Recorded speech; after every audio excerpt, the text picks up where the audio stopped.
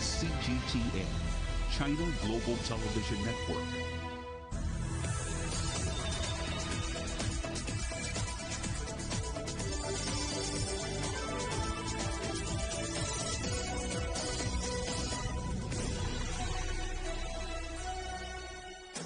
Live from London, this is Global Business. Hello, welcome to the program. I'm Jamie O. And I'm Juliet Mann. Our top stories. Ukraine says at least 7 people have been killed in Russian missile strikes in the city of Lviv, 60 kilometers from the Polish border. Russian banks will now let customers exchange rubles for foreign currencies, but there are limits. China's first quarter economic growth beats forecasts, but lockdowns might put the brakes on. Diplomats from Sweden summoned by the governments of Iran and Iraq after a Swedish politician threatened to burn the Quran. And floating above the tracks at more than 600 kilometers an hour, the levitating trains that could change the way China travels.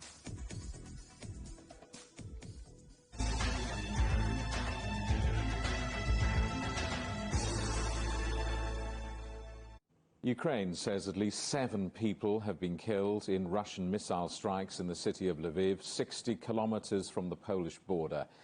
Russia's defense ministry has confirmed the attacks targeting military facilities. Aerial bombardments across northern Ukraine are continuing after Russian ground troops withdrew. There have been similar strikes on the second biggest city of Kharkiv. Peter Zalmayev is director of the Eurasia Democracy Initiative. He joins us from near the Ukrainian capital, Kyiv. Thanks for coming on the programme. Can you talk us through what the latest is on the ground? Well, the latest is business as usual. Essentially, the Russian Federation, having seen that its main objective in Ukraine, that is controlling the capital, running off the government of Mr. Zelensky, has failed. It has continued its terror against Ukraine's civilians. Just today, we saw an attack on the far western town of Lviv, with one of the 4 objects that was hit was a civilian object. It was an auto repair shop. Several people have died. So in a way, it's a normal day now in Ukraine. And what about Mariupol? Ukraine insisting it will never surrender. Do you believe that Mariupol is lost now? Well, it was actually left for dead a few weeks ago. Even some Ukrainian analysts were saying that it would be a matter of a couple of weeks before it falls. And that was about a month and a half ago. So it's stood tall in the face of a much, much larger enemy, outnumbering Ukrainians by some accounts 5-1 for 6 weeks now. By all accounts, once again, it has already served its main function. It has tied up Russian troops in that area to allow Ukrainians to knock the enemy out in Kiev. And so by doing that, it has served an immensely important, crucial function in the war, and that is keeping control of the capital. So essentially, the war, as Putin envisioned it, was lost in large part due to the heroism of Mariupol defenders. They're still defending parts of the city, including Azovstal, the steel plant. So it ain't over, as a famous American baseball player said. It ain't over till it's over, folks. More bombing taking place, even after Russian ground troops have pulled out, Peter. Well, yes. I mean, you can never take anything the Russian government officials say at the face value. That's very simple. Whatever they say about peace talks, whatever they say about a goodwill gesture by pulling out of Kiev, all it means is that they had no other way out but to retreat. And when they talk about any peace talks, then once again, we have all the right to suspect that they're really just trying to play for time, to regroup and to start hitting Ukraine again. I wouldn't even rule out them trying to attack Kiev a second time. The message is very clear. Vladimir Putin is not going to be fine with an independent Ukraine. The rest of his life or his presidency will be taken up with Ukraine. He will not rest peacefully until Ukraine is either totally destroyed or he is dead. Peter Zalmayev for the Eurasian Democracy Initiative. Thank you very much. Thank you. Well, let's take you to Russia now, where banks will now be able to sell foreign currency to customers who want to buy something other than rubles. The move follows recent gains in the ruble, which has recovered from record lows. It comes as the governor of the central bank warns that Russia's fiscal reserves were not infinite and interest rates may soon have to rise. Let's talk to our correspondent Julia Chapman in Moscow, and a reminder, of course, that reporters in Russia are now operating under strict new media laws. Julia, how will these new banking rules work? Well, these were introduced shortly after Russia began what the Kremlin insists we call its special military operation. And this particular one was announced in early March, banning Russian banks and brokerages from selling foreign currency. The central bank wanted to hold on to as much hard currency as it could. So Russians were very much limited in how much they could get their hands on. And that, of course, followed a number of Russian people trying to take out as much foreign currency cash as they could in the immediate days following February 24th. There were a number of capital controls that were introduced by the central bank, by the Russian government, in an effort to help prop up the Russian ruble. And indeed, they did work. We have seen the Russian ruble recover effectively to the rate that it was at before February 24th. It has stumbled a couple of times. Once when it was announced last week that this new measure was going to come into effect today, lifting some of the restrictions on foreign currency. So now Russians can buy foreign currency from banks or brokerages, but there are still limitations. The banks and brokerages can only sell the foreign currency that they have acquired in the past week. And because there's very little floating around the Russian economy at the moment, that means there are still huge restrictions here. Can you tell us more about this warning from the central bank governor?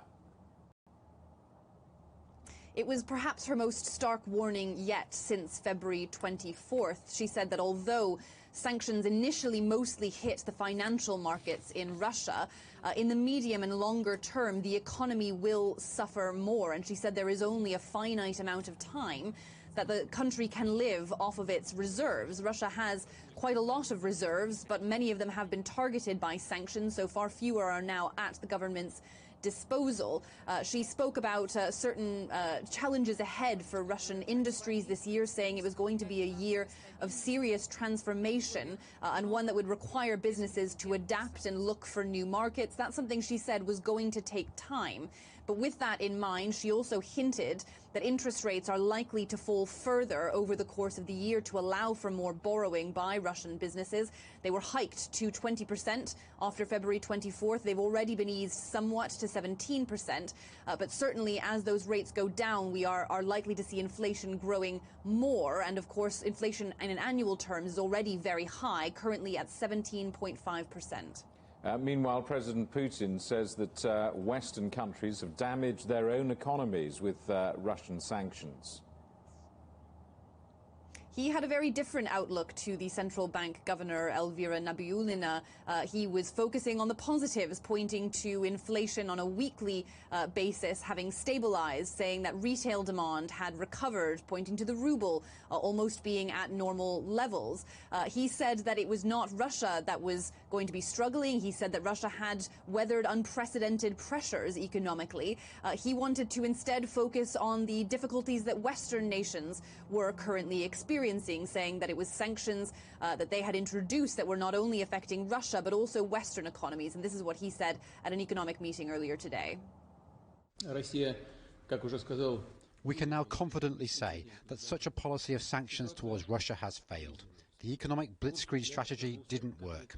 Moreover, the initiators themselves couldn't get away with the sanctions. I'm talking about inflation and unemployment growth and economic dynamics worsening in the US and the European countries. So the line from the Russian president continues to be that Russia will be able to weather the storm of sanctions. The economic blitzkrieg has failed, and the Russian government is going to support businesses in the face of the challenges to come. But certainly as time goes on, those are likely to grow and become more difficult for them. Julia, thanks for that. Julia Chapman, our correspondent in Moscow. So what lies ahead for the Russian economy? Its central bank governors warning Russians are in for a tough times, but the president begs to differ, as we heard Julia saying just then. Oleg Korenok is a professor of economics at Virginia Commonwealth University. So very different outlooks there from the central bank and from Putin. What's your take? I think that Putin presents position of a politician, and he wants to show strength and confidence, and that's what he's doing. And Naibulina, she's economist, and she mostly focuses on argument that she can support with economic data. So Putin is more cheerleader, and Naibulina, she's more looking at position of somewhat closer to reality. Closer to reality, having crunched the numbers. But let's look at the ruble, which has become the world's best performing currency. Why is it so resilient? Well, I would disagree with your assessment that it's best performing currency. Okay. Right now, so there are two ways to look at it. One way is because there's so much capital controls imposed, you can think that exchange rate, it's not real market price, or it's not real price that shows market forces. It just became political effort to show that sanctions are not working. So they use capital controls to show the rest of the world, or convince the rest of the world that their sanctions are not effective. Then, from economics point of view, there are two sources that helps the ruble. One is, despite the sanctions, Europe is still buying a lot of oil and gas from Russia and paying in hard currency. And Russia is still selling about $10 billion worth of oil a month plus gas. So that gives them a lot of hard currency revenues. Then on the second side, due to sanctions and actions of many foreign companies and private firms, so firms are not selling their goods, or countries are not selling their goods to Russia. As a result, Russia does not need as much foreign currency as they used to. So that helps the ruble too. So there's economics reasons why ruble is stronger. So they're getting dollars as a result of selling gas and oil, and they're not using as many dollars as a result of sanctions. Yeah. On the other hand, again, huge capital controls indicate that mostly the price of ruble is just a political showmanship. So not real market prices. What about longer term, though? I mean, will the factors that you've outlined that have benefited the currency eventually become major drags on the economy? Well, so from a longer term point of view, so right now, it's a benefit for Russia that they're not buying foreign goods. But longer term, right now, what they're not buying important raw materials, important components for their industries. And as a result of lack of those components for industries, they will not be able to repair the equipment. They will not be able to replace the equipment. And so that will substantially reduce the ability to produce things. Then on the second side, so yes, right now they're getting a lot of money from gas and oil because Europe cannot immediately switch off from oil and gas, Russian oil and gas. But long term, Europe is pretty serious about curtailing their dependence on Russia. And long term, it means that Russia will sell less oil and gas to Europe, much, much less. And then as a result, given that oil and gas is their main components of their budget revenue and their main foreign sales, so that's how they earn foreign currency, their inability to sell them will substantially decrease their ability to grow. Oleg Korenok at Virginia Commonwealth University, thank you very much. Thank you. You're watching CGTN. Still ahead, China's economy grows faster than expected in the first quarter, but Shanghai's COVID lockdown could put the brakes on.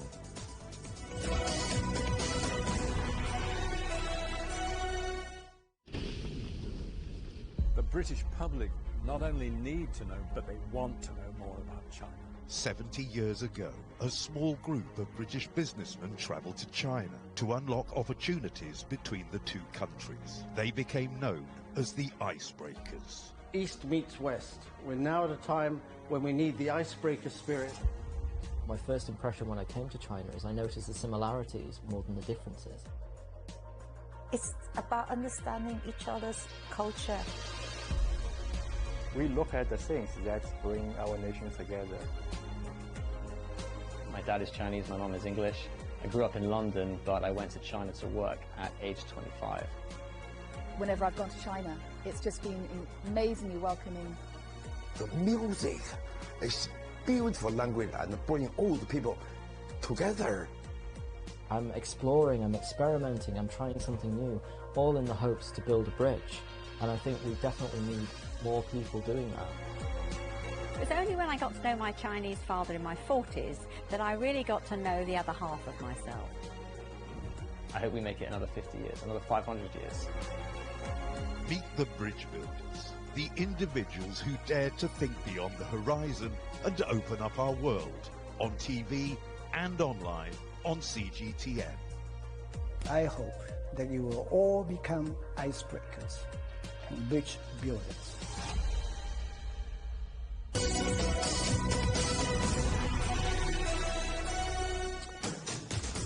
Hello, welcome back to Global Business Europe. And a quick reminder, CGTN is available to watch for free on all of the major digital platforms, on Smart TV, online at Roku, Apple TV, Amazon Fire and Android TV, YouTube, Dailymotion, CGTN.com and the CGTN app, and in the UK on Freeview. China's economy has grown faster than expected in the first quarter of this year. GDP rose by 4.8% compared with the same period a year ago. But it's still below Beijing's goal of 5.5% for the year. And the data also obscures that much of that growth was recorded before lockdowns, particularly in Shanghai. COVID restrictions are also affecting consumer spending, with millions of people confined to their homes. Retail sales fell 3.5% in March. That was their first year-on-year fall since July 2020. The decline was significantly more than expected. Projections had suggested a drop of 1.6%. Unemployment's also rising. In 31 cities, it rose from 5.4% in February to 6% in March, the highest figure since records began. And unemployment nationwide rose to 5.8%, the highest since May 2020. Well, David Mahon is founder and executive chairman of Mahon China Investment Management. The outlook we take is reasonably confident that China will get around 5% GDP growth this year. But a lot of that will come from government stimulus. It's not random stimulus. It's very focused in the high technology sector. And also there's a lot of money being put into public works, into things like hospitals. For instance, Heilongjiang province has just launched a 1 trillion RMB development package. So all these things will help lift the economy through the year. And also the government has lowered the reserve ratios for the banks. So they're now down about 25 basis points, and mortgages too. In some cases, 20 basis points cheaper, and more. In other cases, 60 basis points cheaper. So there's certainly going to be momentum in the economy, even if the current COVID problems in Shanghai, which is about the Huadong area, is about 30% of the economy, persist for another 3 weeks. So it's going to be okay. There's some caveats, but it looks okay. It's going to be okay with some caveats, but what might the impact be, do you think, of this slowdown on China's trading partners? Well, of course, there's going to be tremendous disruptions globally. The war in the Ukraine is a part of that. And also we've got the logistical truncation from the 2 years of COVID, where shipping has been a nightmare for most companies exporting around the world. But strangely, China in the last 3 months has had almost unprecedented export growth. Last year it had 15%. This year we were expecting that it will be an aggregate of about 10%. But it was 16% in January and also in February. And it seems to have been around 14% in March. So China is exporting a lot more than it anticipated. Plus, its trade in the first quarter with the European Union and the US is over 160 billion US dollars. I think some 800 trains have travelled from Xi'an to Germany carrying goods. So there's a lot of activity despite global disruption. So China is very much at the core of global supply chains. And at the moment, it looks as though it is unlikely to be hit as hard as many Western countries. One more quick question. The saga around the Chinese developer Evergrande, that's also been weighing on investor sentiment in particular, hasn't it? And that's a huge concern because, of course, foreign investors have been heavily exposed to property-related shares. Many of them hold bonds from property companies. And Evergrande is a problem. And the property sector has other companies, not as large as Evergrande, but pretty large and similarly challenged. Unfortunately, foreign bondholders will lose, and that business will slowly be restructured. China won't let it go bankrupt quickly. That doesn't happen here. Not out of some command economic abstract idea, but it just sees that it brings more stability to the sector. So in a sense, the property sector will not be a good sector to be in for foreign investors if you are owning shares in property companies. But if you're owning shares in companies lending to the property sector, and they're strong and they have good reserves, those are very good investment bets. Well, after weeks of lockdown, companies in Shanghai are being urged to restart production by using so-called bubbles or closed-loop systems in which workers live at their factories. One company trialling this method is the American electric car maker Tesla. Let's talk to our correspondent John Terrett in New York. John, Tesla, I guess for obvious reasons, pushing very hard to reopen the Shanghai Gigafactory. Well, it's a very, very important facility for Tesla, and I'll tell you why in just a second. But I should tell you, Jamie and Juliet, that we on this program, Global Business Europe, broke this news exclusively on Friday. It was being reported here, and I got it on the program on Friday, that they wanted to reopen the Giga today, Monday. So they sort of have and they sort of haven't. My understanding is that they went in there with candles and got the lights on, turned the gas on, got the central heating going, all that kind of stuff. But they haven't actually got any production going just yet. Now, what they are doing is they're getting staff in there, and the staff, my understanding is, are being given a sleeping bag and a mattress. They're being given $63 a day in the form of a stipend. I'm not entirely sure what they will spend that on, but anyway, the point is they're going to be living in what's known as a closed-loop system in the factory. So they won't have to go in, they won't have to go out. But once they get going, presumably tomorrow or the day after, they'll be able to get production going. And it's very important for Tesla because the factory there makes 2,100 cars a day. That's an awful lot of cars. Now, the factory's been shuttered for, I think it's about 3 weeks. So if you times 2,100 by 21, you get sort of 40,000, something like that, 44,000.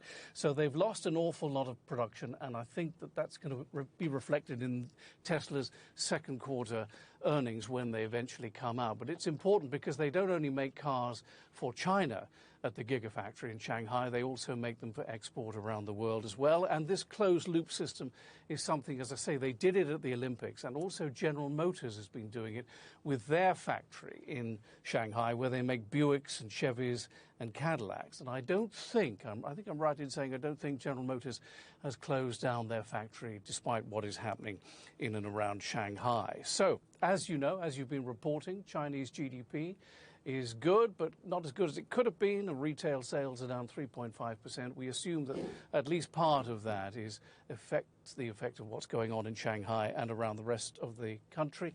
As for Elon Musk, who of course runs Tesla, as you know, well, he's in the news for two reasons here today. Number one, Twitter is putting into effect the poison pill approach to try and flood the market with Twitter shares to stop him buying Twitter. And a judge has ruled that he knew back in August of 2018, quite knowingly, that his tweets about taking Tesla private at $420 a share with the financing in place were in fact false. And that's important because he's trying to push back on the punishment he got.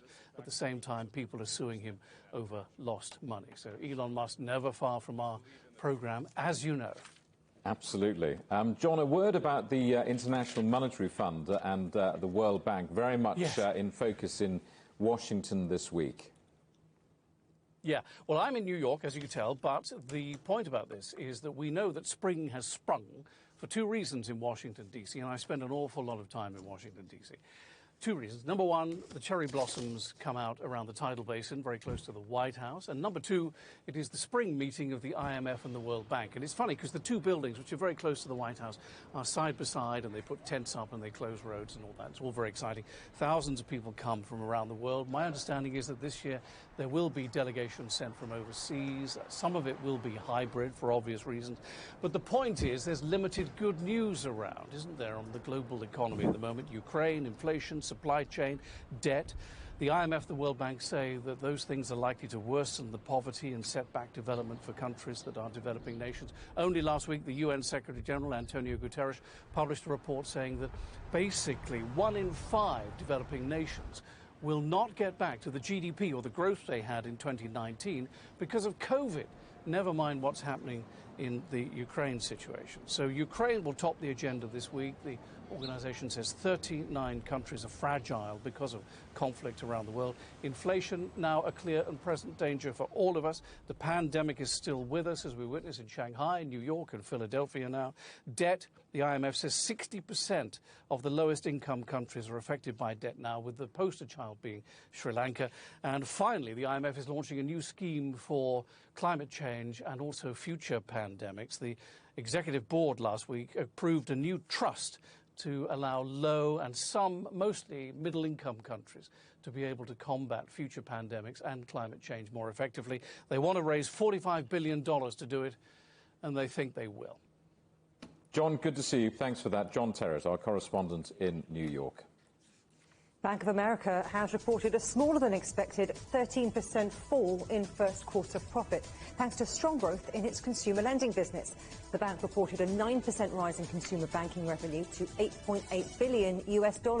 Chief Financial Officer Alistair Borthwick said these first quarter results were strong despite volatility. The UK survey suggests more than 1.5 million subscriptions to the streaming services, including Netflix, Disney Plus and Amazon Prime, have been cancelled in the first 3 months of this year. This all comes after a surge in new subscriptions during those COVID lockdowns. Bitcoin, Ethereum and other major cryptocurrencies have fallen sharply. The Bitcoin price slipped below the closely watched $40,000 US level. Analysts warn disaster in the financial markets could push Bitcoin under $30,000 US. The combined crypto markets lost almost $400 billion US since early April. You're watching CGTN. Still ahead, violent clashes in Sweden between the police and protesters angry at plans by a far-right group to burn copies of the Quran.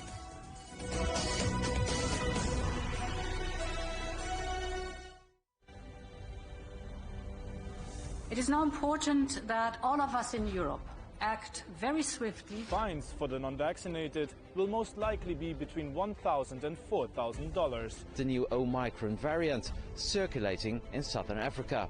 The financial markets have also reacted badly to the news. Growing dissatisfaction with the way the Dutch government is handling the pandemic. Cancelling the city's main public Christmas markets for the second year in a row. Protests and riots by those opposed to restrictions and vaccinations. There is no room for complacency in this ongoing battle against COVID. On the agenda with me, Stephen Cole, we look up into space. We look down into data. We look at debt. We look at politics. We look at opioids, climate change. We look at all the issues that really matter around the world. But you matter too.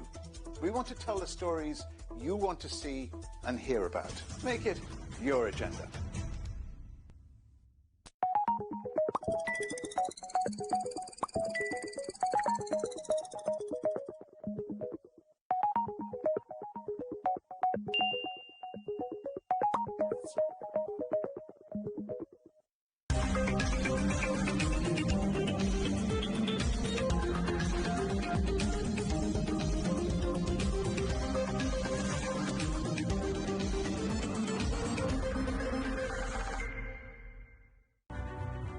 The agreement is signed.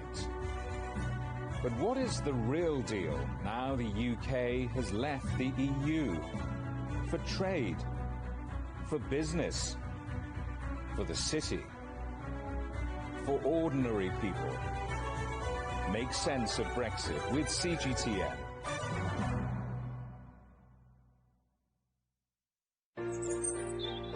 Ever wondered what's the difference between a bear and a bull market? Where are the cash cows? And who are the lame ducks? And what exactly are black swans? Grey rhinos? And unicorn companies? Make sense of it all with Global Business, only on CGTN.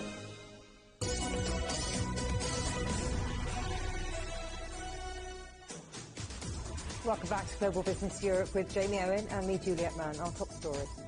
Ukraine says at least 7 people have been killed in Russian missile strikes in the city of Lviv, around 60 kilometres from the Polish border.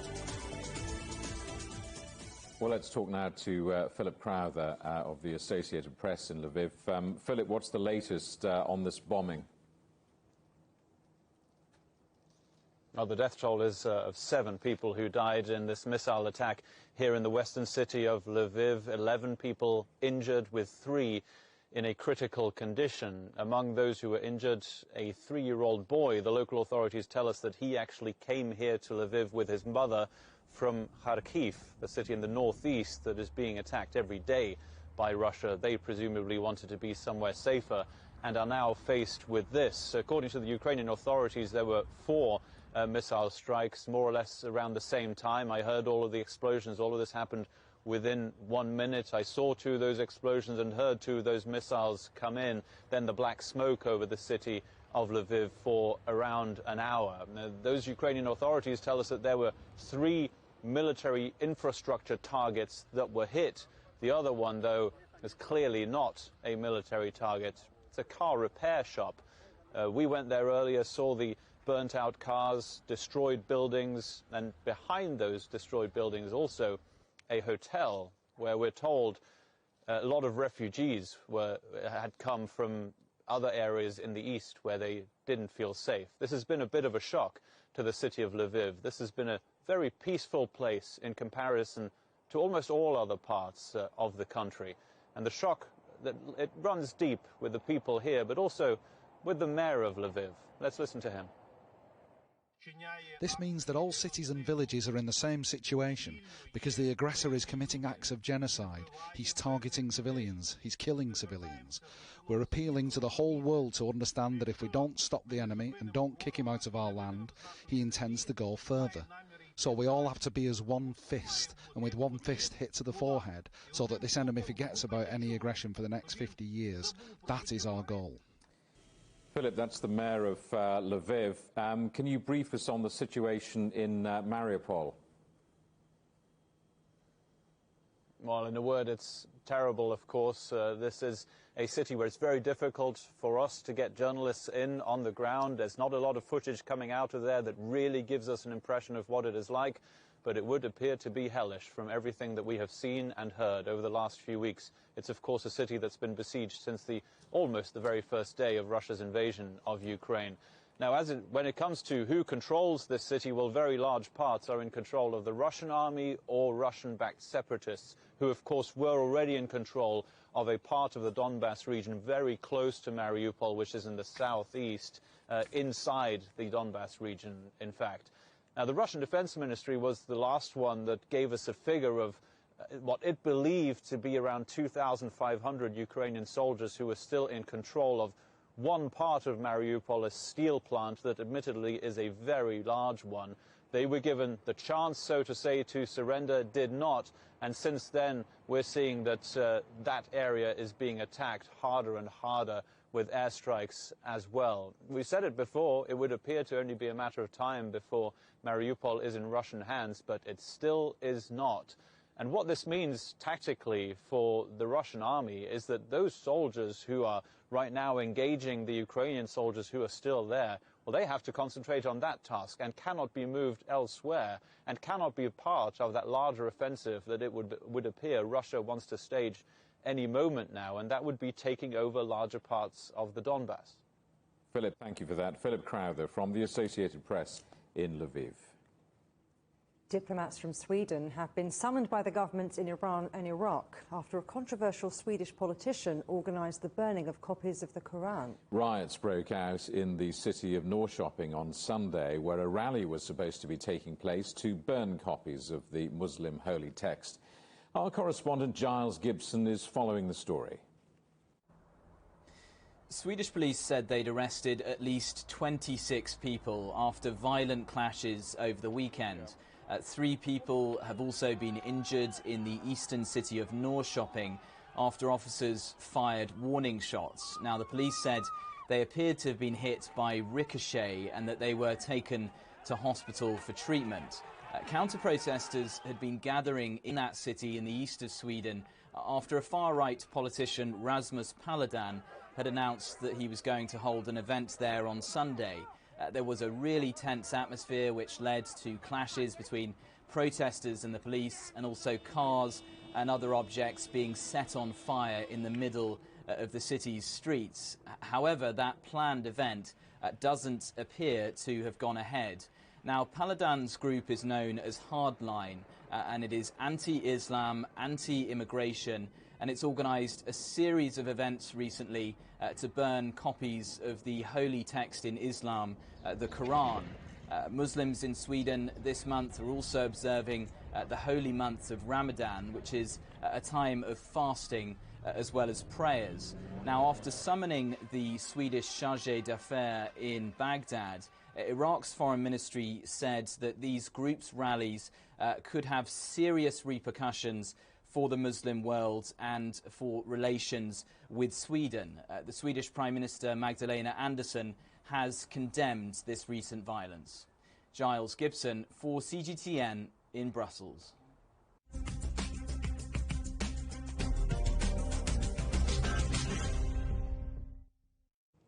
It's déjà vu with a week to go in the French presidential election runoff as Marine Le Pen challenges incumbent Emmanuel Macron. The far-right candidate faces a potential embezzlement scandal as she and members of her party are accused of misappropriating thousands of euros in EU funds. Our reporter Ryan Thompson's in Paris. Good to see you, Ryan. And how is this scandal affecting the final week of the campaign?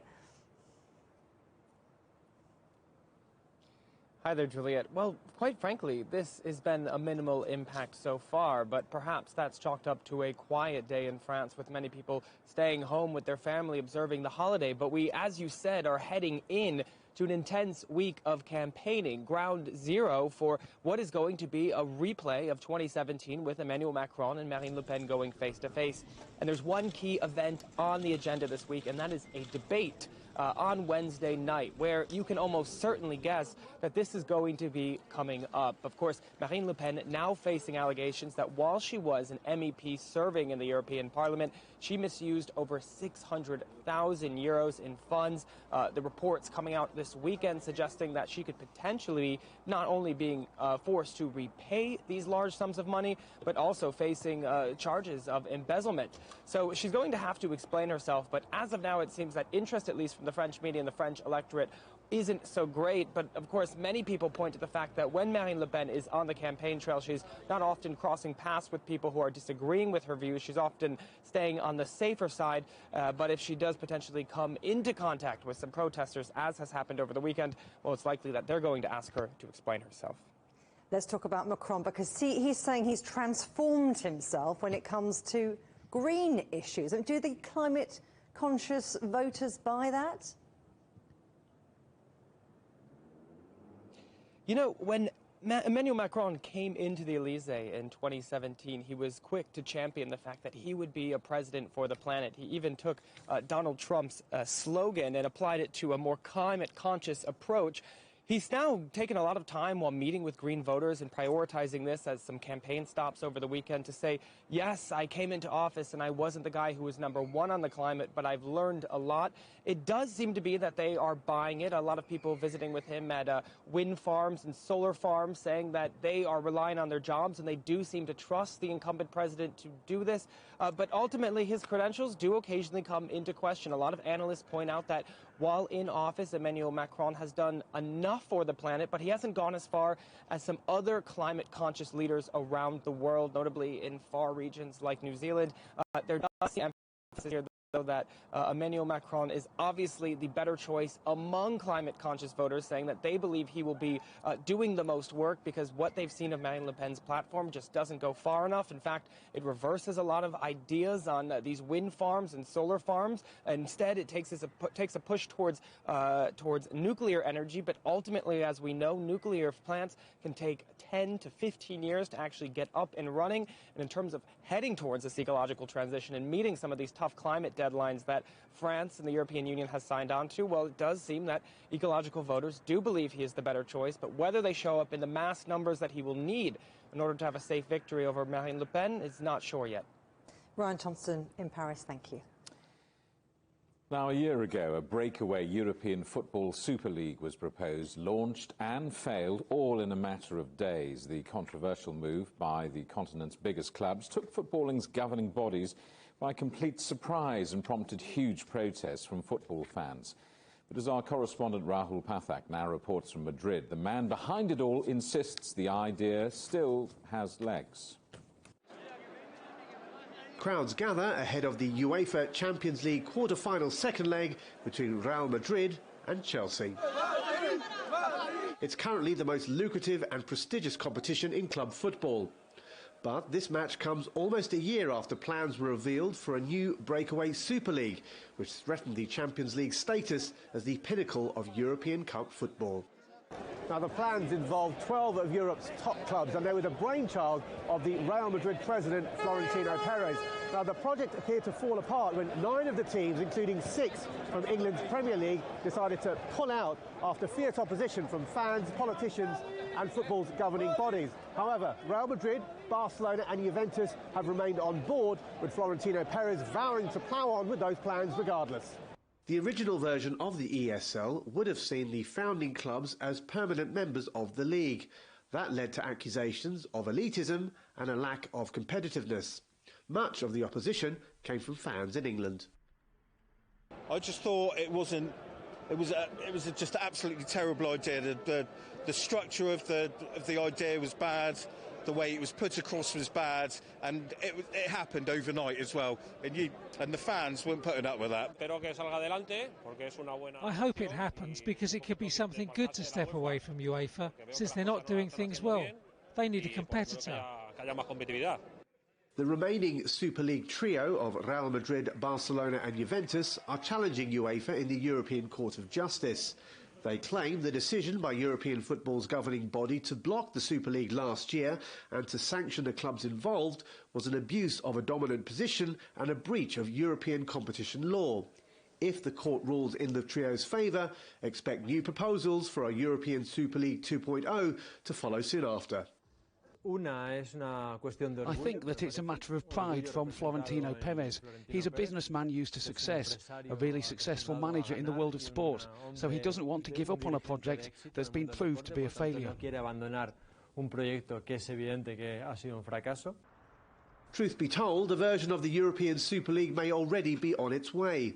On May the 10th, UEFA's Executive Committee is expected to make a final decision on a major revamp to the current Champions League to come into force for the 2024-25 season. The most controversial aspect of the new format would see 2 qualification berths given to sides based on historic European performance rather than domestic achievement.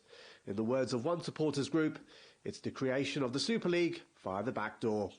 Rahul Pathak, CGTN, Madrid. Well, Simon Chadwick is director at the Centre for the Eurasian Sports Industry. He joins us from Poland and he speaks fluent football.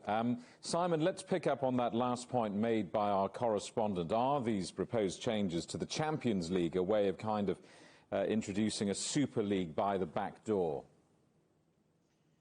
I don't think the UEFA really necessarily wants a Super League, because UEFA is the custodian of clubs across the 55 member associations.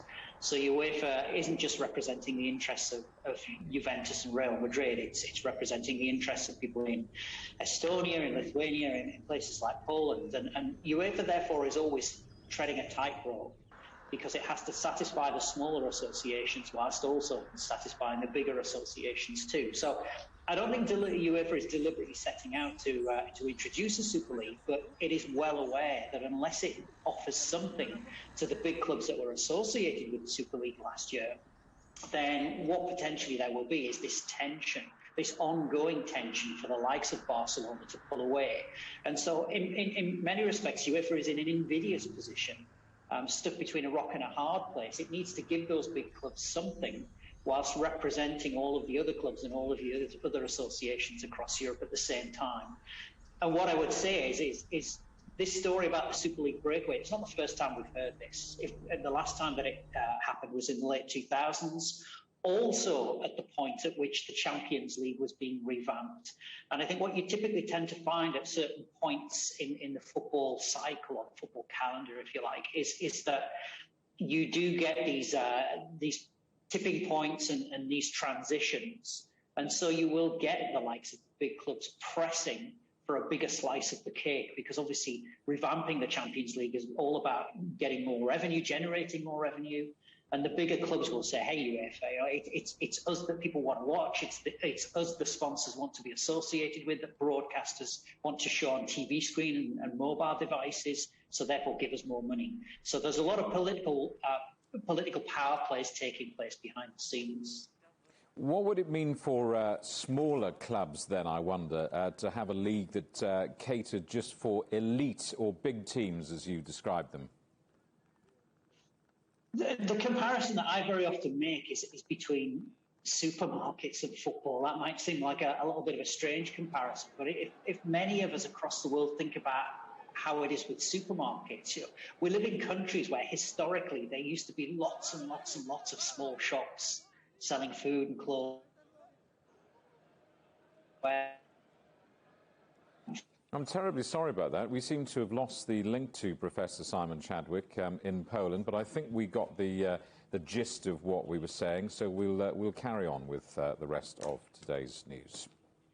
South Africa's military is deploying more than 10,000 troops to help with relief efforts following devastating floods in KwaZulu-Natal province. At least 443 people have been confirmed dead. More than 60 are still missing. The flooding's destroyed thousands of homes, knocked out power and water services, and disrupted operations at one of Africa's busiest ports, Durban. Iran's president has threatened to target Israel if it makes what it calls the slightest move against the Islamic Republic. The comments came during a military parade as Iran celebrated its National Army Day. Talks between Tehran and world powers to revive the 2015 nuclear deal have stalled. Israel opposes this agreement, saying it does not do enough to curb Iran's nuclear program. The US envoy to the Democratic People's Republic of Korea is urging a return to a diplomatic path. It follows a series of missile launches and increasing signs Pyongyang is resuming nuclear testing. Sung Kim is in Seoul for 5 days of talks, and he and his South Korean counterpart issued a joint condemnation of the recent tests. You're watching CGTN. Still ahead, Mandarin is said to be one of the most difficult languages to learn, but dozens of state schools in the UK now teach it.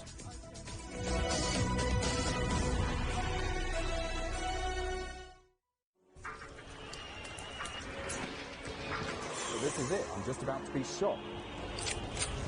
Tents here, bottles are being thrown as they do so. There are about 3 critical bridges here in Malawi. That's one of them. We're going to cross that bridge. As you can see behind me, police forces who are replying with gas. Gas just came in. Tear gas. So it's all begun now. Divisions leading the charge into West Mosul have brought us here. just got to be careful here with some gunshots. This is where most of the fighting has been concentrated. It's the front line now after 9 days of fighting. We're about 2 to 3 kilometers from Within the front clear line. view of this front line position.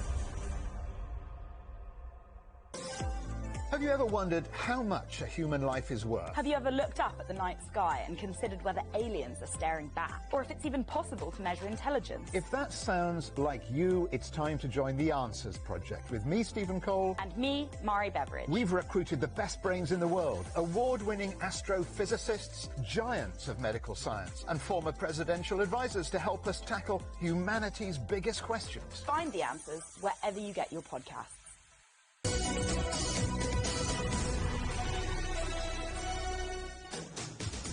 Hello, welcome back to Global Business Europe. Now, this could transform railways all around the world. Chinese scientists are creating a new train that they hope will break the world's speed record. The prototype uses magnetic levitation, or maglev technology. As Yang Xiao reports, China's hoping it will reach speeds of 620 kilometers an hour, smashing the current record. Responsible for more high-speed rail tracks than the rest of the world put together, China's high-speed rail system, known as Gaotie, is the object of envy for many countries. As the wheeled trains dominate China's 35,000 kilometers high-speed rail network, a magnetic levitation train prototype is pushing ground speeds to new levels. Could this be China's next super train? When you see a machine with curves like this, you know it is born for speed. A full carbon fiber body weighs under 13 tons, can completely float above the tracks, so light even a little girl can push it forward without much effort. All of this work for one collective purpose, to get rid of any resistance that slows the train down. 因为在我们这个车的高温超导磁悬浮车，它就自动悬浮了。悬浮上面呢，它将来运行的阻力主要来自于空气阻力了。This train was designed to hit a speed of 620 kilometers per hour. Maglev trains aren't a novelty. 6 commercial lines are in operation around the world, 3 of them in China. But this prototype is using a new method to levitate. Superconductors, materials that can completely repel magnetic fields and therefore float above the magnetic tracks. To create such a material, scientists need to cool it down to a temperature near absolute zero, or negative 273 degrees Celsius. In the 1980s, there was a giant leap in the industry. A class of materials was discovered to achieve superconductivity at negative 196 degrees Celsius. 它和我们早期发现这个低温超导材料就不一样，磁力线可以穿透咱们这个超导材料。你要去左右移动它的时候，你会明显感觉到，就一个无形的弹簧拉着你，它就有一个回复力把你拉回去。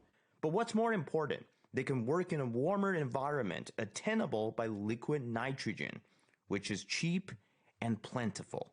这个车因为采用了高温超导制式，它的动力全部在地面上。原来的车上还有个电动机动力驱动了吧？那么它就不用它了。这样的话，车就很简单，跑起来更安全了。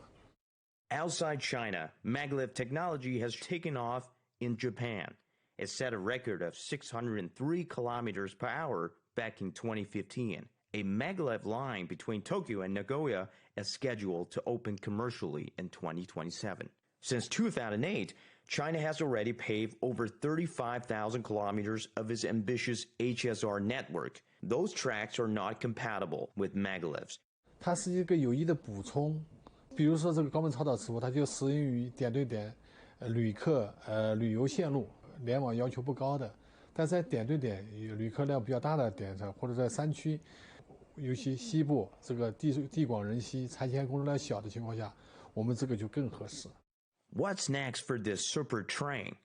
With Deng and Jin's team are working to extend its test track to 40 kilometers outside of Chengdu, so the 620 kilometers per hour top speed can be put to the test.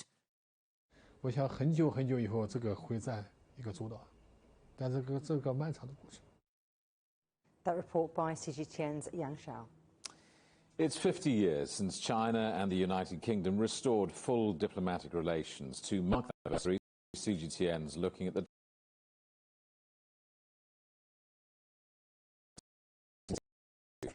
Mandarin is said to be one of the most difficult languages to learn, but as Michael Voss reports, dozens of state schools in the UK now teach it. These 16-year-olds are preparing to take their GCSE exams in Chinese. Kingsford Community School was the first state school in the country to add Mandarin to its core curriculum. Now, more than half the school are learning the language.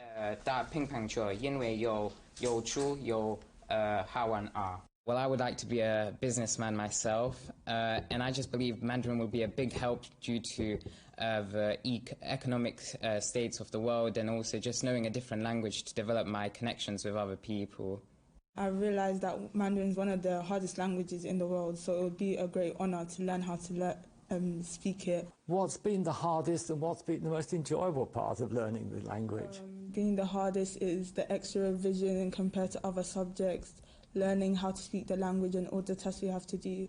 But I've enjoyed learning about the culture further, all the people we've met through it, and the experiences we've gained. Reading Mandarin involves memorising thousands of Chinese characters, but when it comes to the spoken language, it's about mastering subtle intonations. Different words in Chinese can all sound almost identical. Ma, mother. Ma, what's up? Ma, horse. 做了义工，做了。 Vivian Sun is one of several teachers from China based here at the school. She's part of a British government-funded education programme aided by the British Council and the Confucius Institute. In the different kind of the lessons, we have a different way to help and to support the students to get familiarized with the Chinese pronunciation, the different tones and the Chinese character writing. We do have a lot of Chinese activities and games to help the students to quickly get used to this language. The school is in a former industrial suburb of East London, home to a large immigrant population and many low-income families. But students here have got scholarships to Oxford and Cambridge on the strength of their Chinese. Initially, there were 15 state schools involved. Now there are 5,000 students in 75 schools studying Mandarin, a number that's expected to double in the next few years.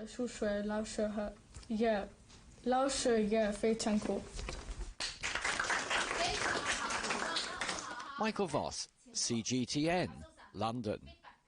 And to help celebrate that 50th anniversary, a special programme on Wednesday, on Chinese Language Day 2022, will be announcing the winners of the second video competition known as China Chic. 14 short films about China have been shortlisted for this year's awards. And finally, white rabbits at the White House as the US president welcomed the first Easter egg roll after a 2-year absence due to the pandemic. President Joe Biden and First Lady Jill Biden walked out onto the Truman balcony, flanked by 2 Easter bunnies. The first family welcomed some 30,000 children and adults for the traditional egg rolling and egg hunt. The headlines again. Ukraine says at least 7 people have been killed in Russian missile strikes in the city of Lviv, 60 kilometers from the Polish border. Russian banks will now let customers exchange rubles for foreign currencies, but there are limits. And China's first quarter economic growth beats forecasts, but lockdowns might well put the brakes on. That's it for Global Business Europe. Thanks for watching. More on all of our stories at europe.cgtn.com, and do follow CGTN Europe on Twitter, Facebook and Instagram. We're on Smart TV apps, Roku, Apple TV, Amazon Fire and Android TV, YouTube and Dailymotion, CGTN.com and the CGTN app, and in the UK on Freeview. Coming up next on CGTN, it's Africa Live. We'll see you again tomorrow, same time, same place. From all of the team in London, it's goodbye. Goodbye.